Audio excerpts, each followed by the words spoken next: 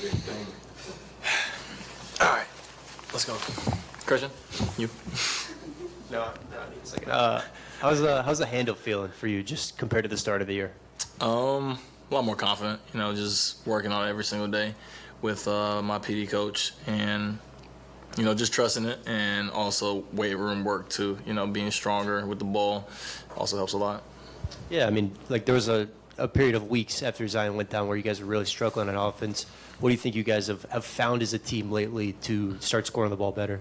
Really just pace, doing different things and, playing to our advantages and playing to our strengths. And also just making quick decisions when we get the ball. I think that's the biggest part of it. There's teams now with the way that BI is playing. They're sending doubles at him. They're sending a lot of different things at him. So us, other players, we got to play off those advantages when they send doubles at him. And we're seeing you have more and more of these big scoring nights. And Willy mentioned it's not like they're, going to the game saying, hey, we got to make sure we run pick and rolls with Trey, or we got to make sure we give him the ball, let him run the offense. What's the key to just having these big scoring nights where you're kind of playing off of BI and playing off of CJ in a lot of these half-court sets? Yeah, really it's just doing my job, doing my role, letting the game come to me, and also just being aggressive. And just playing, just taking what the defense gives me. A lot of it, first half, they were running me off the line. They were playing me a lot closer. So, that's when I was getting to the basket and making plays for myself. So, really, that's all it was. And what's it been like seeing Herb just embrace a bigger offensive role, scoring more for you guys, and just being more confident overall what he's doing on that end? I love it. I tell Herb he got to shoot the ball. And he's been shooting the ball at a great rate ever since All-Star break. So, super proud of him and super happy for him. A couple games ago, you said the offense may need a little more randomness, a little more unpredictability, especially if we know that opponents are sending doubles at TJ and BI and all that. In the next two games, it seems like there's been a very increased distribution, scoring load. Multiple guys getting double figures. Obviously, the 3 30-point scorers. The last game, would you say that's been, implemented either consciously or unconsciously? Would you say there's an adjustment that's been made?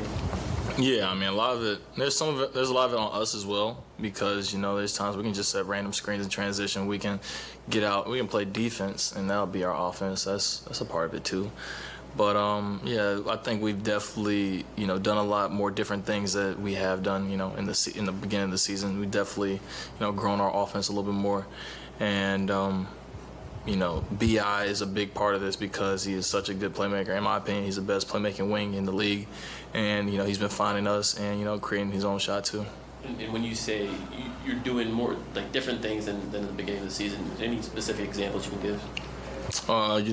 Using smalls to screen and roll to the basket, trying to attack different mismatches, flare screens, flare slips, feeding JV in the post. That's been something that we've been emphasizing ever since All-Star break, and it's definitely helped us a lot. What do you think about BI's pass to Herb that kind of put that one away? I'm not surprised. That's the type of passes that he makes, and Herb knocked it down. So yeah. Speaking of Herb, he collected his 100th block of his career tonight. You've been an avid spokesperson for him. Do you think he should make the all-defensive team? Herb Jones, first team all-defense. Hey, Trey, we talked about Herb's block. Let's talk about yours. And what was it like blocking Josh? And just kind of talk me through that moment. Man, I knew I was going to block it. I seen him coming down. I was like, yeah, I got to get this one. But, it was fun, man. Josh is one of my big brothers, and playing against him and competing against him was always really fun.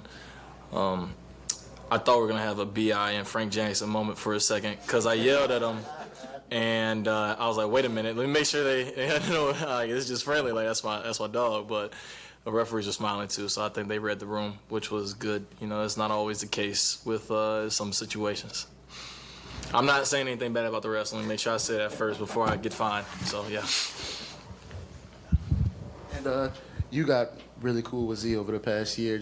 How tough has it been just the uncertainty about what's going on with him and if he's going to play, when he's going to play, knowing just how big a part of the team he is?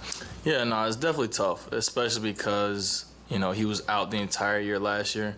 He's integrated back into the team at the beginning of the year. December, that's probably one of the best months that we've had. I don't know. I don't know if about organizationally. I'll say it myself because I haven't seen it, but it might have been one of the best months organizationally. And Z was a big part of that. He was playing at an MVP caliber, MVP caliber level. And then, he gets hurt and, he has a setback and he's just, away from the team a little bit. And it's just like tough because at the end of the day, you're looking at a 22-year-old to be the face of the franchise. There's still growing up that he has to do. And that's why, I try to stay with him and let him know I'm still there for him because he's one of my brothers, like, at the end of the day. And, enjoy being around him. Really good dude. And, it's definitely tough seeing him just want to be out there but can't. How much has that been a point of emphasis for y'all? Just trying to stay connected with him, trying to, speak to him through this and make sure he still feels like part of the team. Yeah, no, it's very important. I mean, 1 through 15, 16, 17, however many two-way guys that we have. But, every person on the team needs to feel that love from every one of us. There's no one person that's above any other person. So, I definitely try to keep, talking to Z. At the end of the day, he's still my friend. And, talking to every guy on the team, just to make sure they still feel included. Thanks, Trey. Thanks, Trey. Yep.